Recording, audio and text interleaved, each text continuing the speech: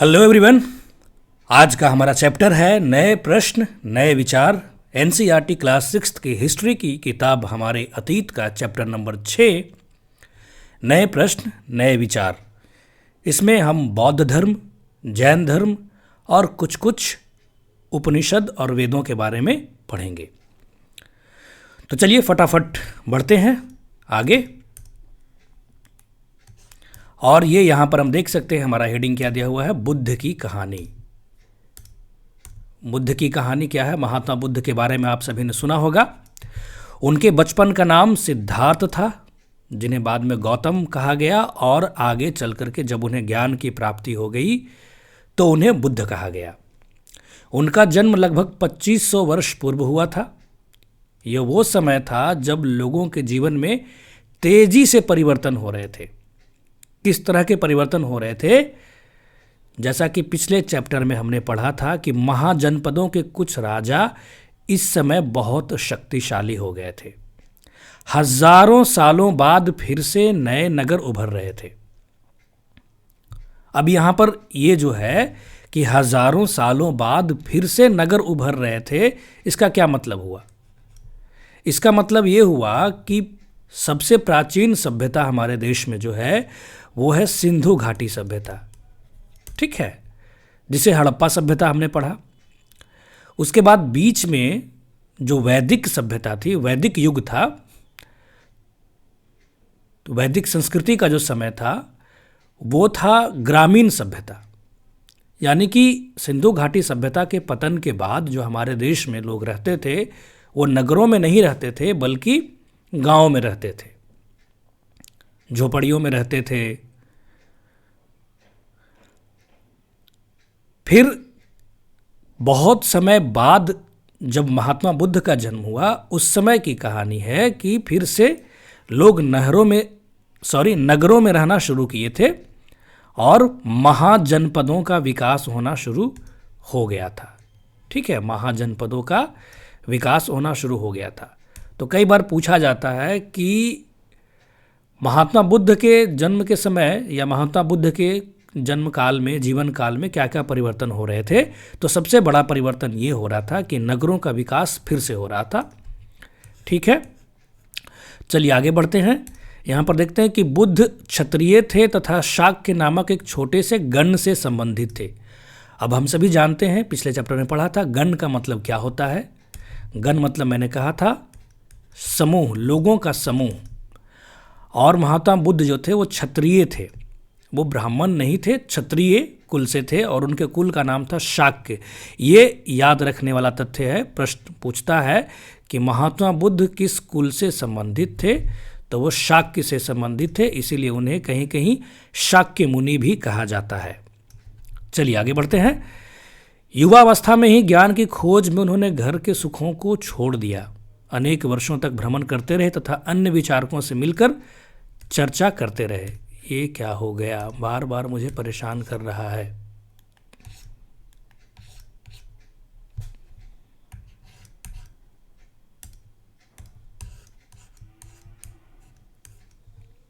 Okay,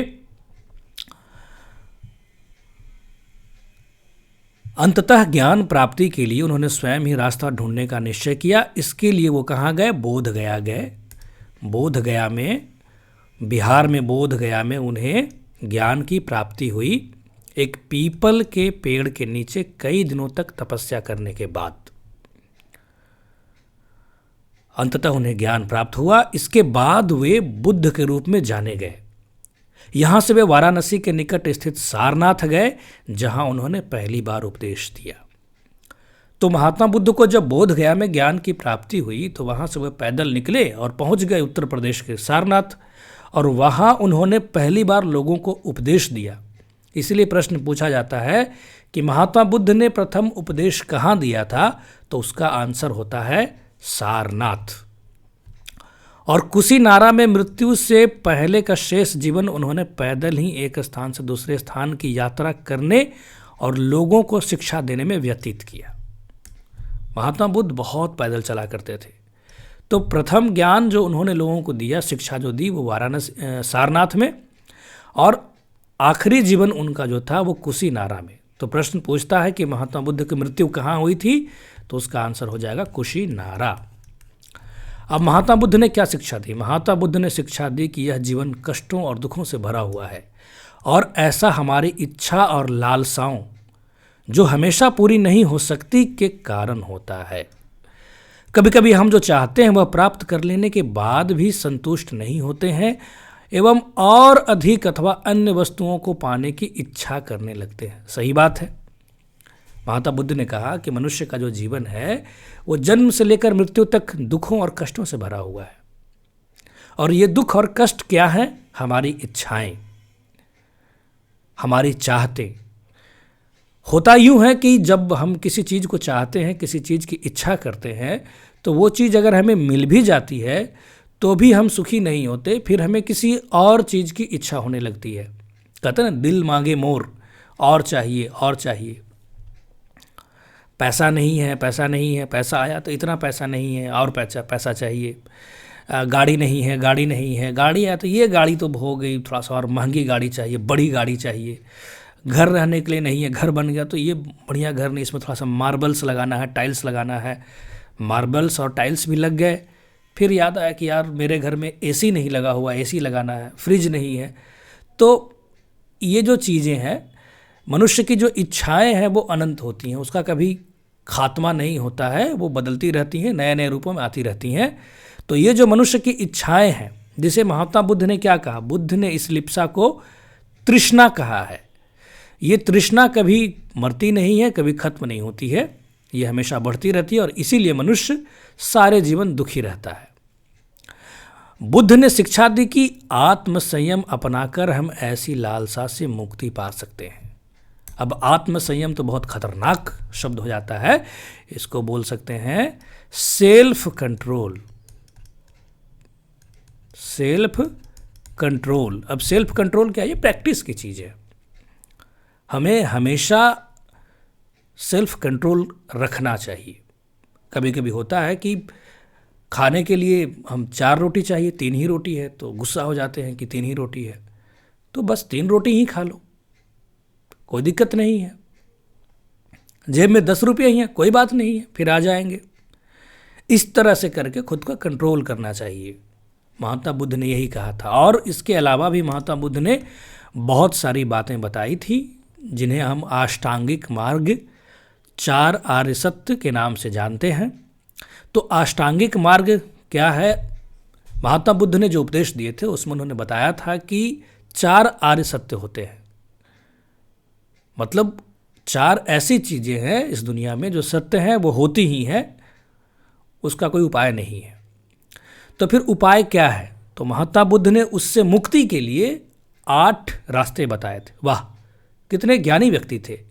problem 4 और solution 8, क्या बात है। तो महात्मा बुद्ध ने 4 समस्याओं के लिए 8 समाधान बताए थे। इस पे चर्चा फिर कभी किसी वीडियो में करेंगे कि महात्मा बुद्ध के शिक्षा, उनके उपदेश क्या है। उसके लिए मैं एक सेपरेट वीडियो बनाऊंगा बहुत जल्द, प्रॉमिस, तब उस पर बात करेंगे। अभी बुक के हिसाब से, एनसीईआरटी के हिसाब से फटाफट आगे बढ़ने की कोशिश करते हैं। उन्होंने लोगों को दयालु होने तथा मनुष्यों के साथ साथ जानवरों के जीवन का भी आदर करने की दीक्षा दी, शिक्षा दी। वे मानते थे कि हमारे कर्मों के परिणाम चाहे अच्छे हों या बुरे, हमारे वर्तमान जीवन के साथ साथ बाद के जीवन को भी प्रभावित करते हैं। ठीक है, महात्मा बुद्ध कहते थे कि मनुष्य को दयालु होना चाहिए, और दयालु होने का मतलब सिर्फ मनुष्यों के साथ नहीं बल्कि जानवरों के साथ, अन्य जीवों के साथ भी आदर सम्मान के साथ व्यवहार करना चाहिए। सब प्राणी मात्र पर दया करनी चाहिए। चलिए फटाफट अब देखिए, यहाँ पर आ गया बहुत ही इंपॉर्टेंट इंफॉर्मेशन। बुद्ध ने अपनी शिक्षा सामान्य लोगों की प्राकृत भाषा में दी। महात्मा बुद्ध ऐसा नहीं कि वो संस्कृत नहीं बोल सकते थे, वो बोल सकते थे, संस्कृत का ज्ञान उन्हें था, लेकिन फिर भी वो अपनी शिक्षा प्राकृत भाषा में दिया करते थे, जो उस समय की आम लोगों की बोलचाल की भाषा थी। वो ऐसा इसलिए करते थे कि सामान्य लोग भी उनके संदेश को समझ सकें। चलिए अब यहाँ पर देखिए, एक फोटो है, ये सांची स्तूप का फोटो है। ये जो आप देख रहे हैं स्क्रीन पर, ये जो फोटो है, सॉरी सांची स्तूप, मैंने गलती से मैंने बोल दिया, ये सारनाथ स्तूप का फोटो है। ये देख सकते हैं सारनाथ। इस इमारत को स्तूप के नाम से जाना जाता है। यहीं पर बुद्ध ने अपना सर्वप्रथम उपदेश दिया। इसी घटना की स्मृति में यहाँ पर स्तूप का निर्माण किया गया। चैप्टर 11 में हम इन स्तूपों के बारे में आगे और पढ़ेंगे। अभी फटाफट आगे बढ़ते हैं ताकि वीडियो ज़्यादा लंबा ना हो। फटाफट बढ़ते हैं। चलिए, बुद्ध ने कहा कि लोग किसी शिक्षा को केवल इसलिए नहीं स्वीकार करें कि वह उनका उपदेश है, बल्कि वे, एक सेकेंड, बल्कि वे उसे अपने विवेक से मापें। हाँ, कहने का मतलब ये हुआ, महात्मा बुद्ध हमेशा कहते थे कि मैं अगर कोई बात कहता हूँ, मैं यानी बुद्ध कोई बात कहते हैं, तो उसे इसलिए मत मान लो कि मैंने कहा है। उसे अपने मन में विचार करो, अपने विवेक में उसको सोचो, अपनी बुद्धि का इस्तेमाल करो, और फिर देखो मैं जो बात कह रहा हूँ वो काम की बात है, अच्छी बात है, सही बात है या नहीं है, उसके बाद उसे फॉलो करो। उसके बाद यहाँ पर देखिए एक कहानी है, किस्सा गौतमी की कहानी है, हम सब ने पढ़ी है। एक किस्सा गौतमी नाम की एक महिला थी, उसका पुत्र का निधन हो गया था। वह इतनी दुखी हुई कि अपने बच्चों को लेकर के नगर में सड़कों में घूमने लगी, लोगों से प्रार्थना करने लगी कि कोई उसके पुत्र को जीवित कर दे। एक महिला का बेटा मर गया तो वो बहुत रोने लगी, बहुत परेशान हो गई, और वो पूरे नगर में घूमने लगी, कोई उसके बेटे को जिंदा कर दे। फिर किसी ने उसे बताया बुद्ध के बारे में, तो महात्मा बुद्ध के पास वो गई, कही कि मेरे बेटे को जिंदा कर दो। तो महात्मा बुद्ध ने कहा, एक मुट्ठी सरसों का बीज ला कर दो, मैं तुम्हारे पुत्र को जीवित कर दूंगा। किस्सा गौतमी जो है बहुत प्रसन्न हुई, पर जैसे ही वह बीज लाने के लिए जाने लगी, तभी उन्हें बुद्ध ने रोका और कहा, ये बीज एक ऐसे घर से मांग कर लाओ जहां किसी की मृत्यु ना हुई हो। महात्मा बुद्ध ने कहा, मैं तुम्हारे पुत्र को जीवित कर दूंगा, बस एक मुट्ठी सरसों का बीज ले आओ, लेकिन ऐसे घर से मांग करके लाना जहां कभी किसी की मृत्यु ना हुई हो। किस्सा गौतमी एक दरवाजे से दूसरे दरवाजे गई, लेकिन जहां भी गई उसने पाया कि हर घर में किसी न किसी के पिता, माता, भाई, बहन, पति, पत्नी, बच्चे, चाचा, चाची, दादा, दादी की मृत्यु हुई ही थी। अब ये कहानी यहीं पर खत्म हो जाती है, लेकिन आगे मैं बताता हूँ। बुद्ध दुखी माँ को क्या शिक्षा देने का प्रयास कर रहे थे। यहाँ पर एक सवाल है ना, यहाँ पर सवाल है। महात्मा बुद्ध ने फिर कहा कि जब आप जानते हैं कि हर घर में कभी न कभी किसी न किसी की मृत्यु हुई है, इसका मतलब है कि मृत्यु सत्य है, मृत्यु को झुठलाया नहीं जा सकता। तो हर घर में जब मृत्यु हुई ही है और ये होना निश्चित ही है, तो फिर आप ऐसा क्यों कह रही हैं कि आपके बेटे को जीवित कर दे? ये तो सत्य है मृत्यु का होना। तब वो महिला समझ गई थी और वो जिद करना बंद कर दी थी। तो चलिए, महात्मा बुद्ध बहुत बड़े दार्शनिक थे। वो हर मामले पर अपना दर्शन रखते थे। दार्शनिक, वो बड़े बड़े दार्शनिक बातों को सामान्य तरीके से, सामान्य एग्जाम्पल से, सामान्य शब्दों से समझाने का प्रयास करते थे। इसीलिए उनके धर्म का प्रसार इतना ज़्यादा हुआ, उस समय इतने पॉपुलर हुए थे। आजकल तो भारत में बौद्ध धर्म थोड़ा सा पिछड़ गया है, लेकिन बौद्ध धर्म भारत के अलावा बाकी देशों में, जैसे कि श्रीलंका में, जापान में, या चाइना में, थाईलैंड में, इन देशों में बहुत पॉपुलर है। चलिए, अब यहाँ पर बौद्ध धर्म से निकल करके आगे बढ़ते हैं उपनिषद की दुनिया में। उपनिषद जो कि हिंदू धर्म ग्रंथ हैं, ठीक है। अब यहाँ पर लिखा गया है कि जिस समय बुद्ध उपदेश दे रहे थे, उसी समय या उससे भी थोड़ा पहले दूसरे अन्य फिलोसफर, चिंतक भी कठिन प्रश्नों का उत्तर ढूंढने का प्रयास कर रहे थे। अब ये प्रश्न क्या थे? ये कठिन प्रश्न क्या थे?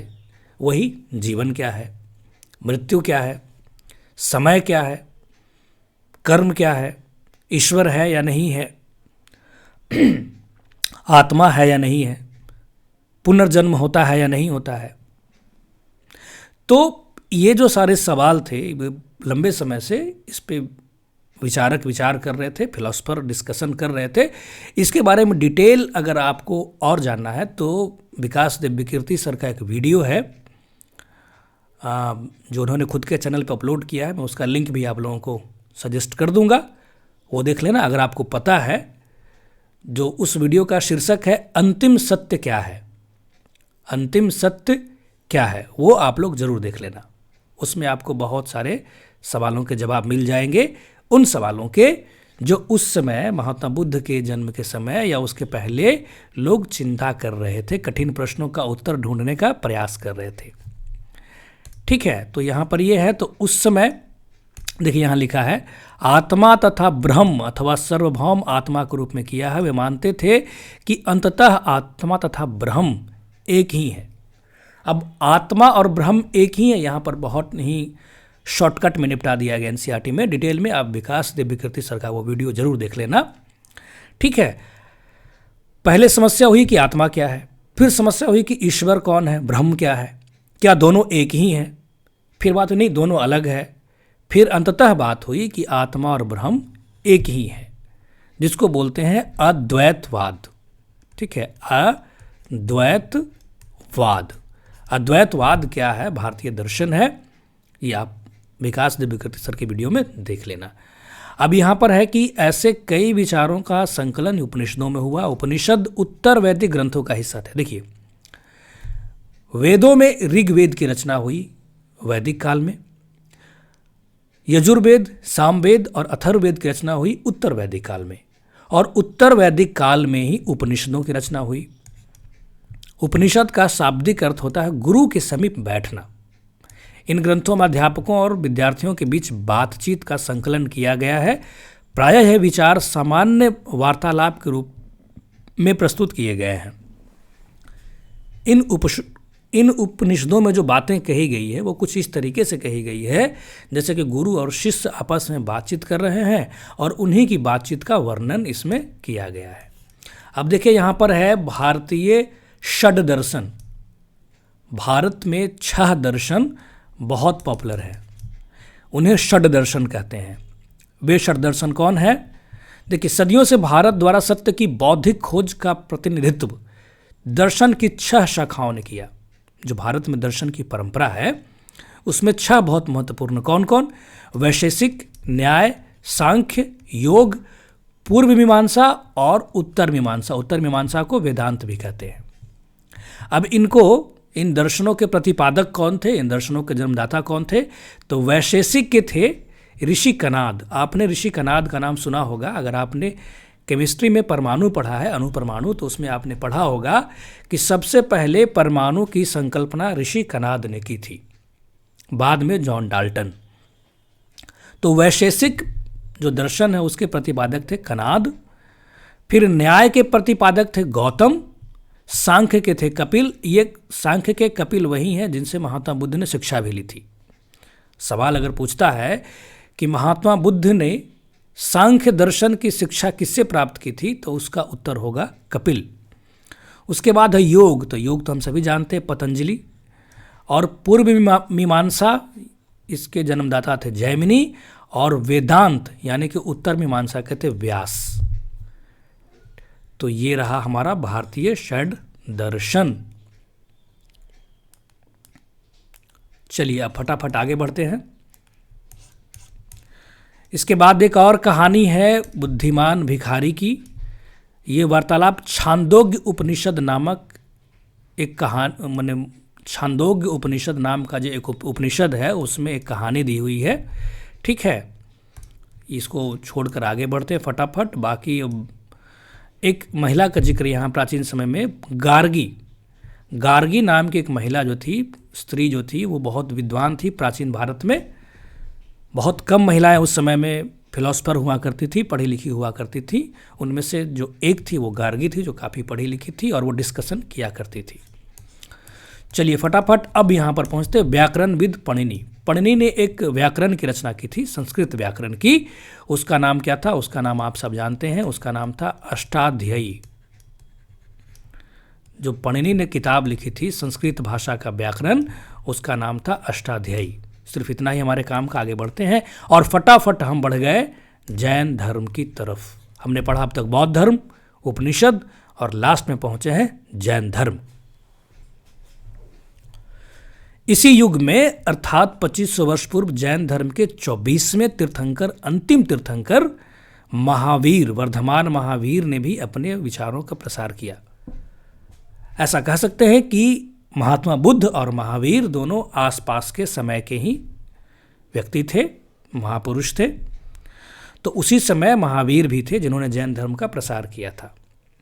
वह वज्जी संघ के लिच्छवी कुल के क्षत्रिय राजकुमार थे। ये भी क्षत्रिय थे। महात्मा बुद्ध जो थे वो शाक्य कुल के थे और ये वज्जी संघ के लिच्छवी कुल के थे, जिसकी राजधानी वैशाली में थी। लिच्छवी कुल के थे और लिच्छवी कुल जो था वो वज्जी संघ में था। संघ के बारे में पिछले चैप्टर में हमने आपको बताया था। 30 वर्ष की उम्र में उन्होंने घर छोड़ दिया था। 12 वर्ष तक तपस्या करने के बाद उन्हें ज्ञान प्राप्त हुआ था। उनकी शिक्षा सरल थी। सत्य जानने की इच्छा रखने वाले प्रत्येक स्त्री व पुरुष को अपना घर छोड़ देना चाहिए। महावीर स्वामी सीधे बोलते थे कि जिन्हें भी सत्य का ज्ञान करना हो वो अपना घर छोड़ दें, गृह त्याग कर दें। उन्हें अहिंसा के नियमों का कड़ाई से पालन करना चाहिए, अर्थात किसी भी जीव को न तो कष्ट देना चाहिए और न ही उसकी हत्या करनी चाहिए। उनका कहना था सभी जीव जीना चाहते हैं, सभी के लिए जीवन प्रिय है। और महावीर ने भी अपनी शिक्षा प्राकृत में दी। यही कारण है कि साधारण जन भी उनके तथा उनके अनुयायियों की शिक्षाओं को समझ सके। यहाँ पर एक बात और है कि देश के अलग अलग क्षेत्रों में प्राकृत के अलग अलग रूप प्रचलित थे। प्रचलन क्षेत्र के आधार पर ये क्या हो जाता है बार बार,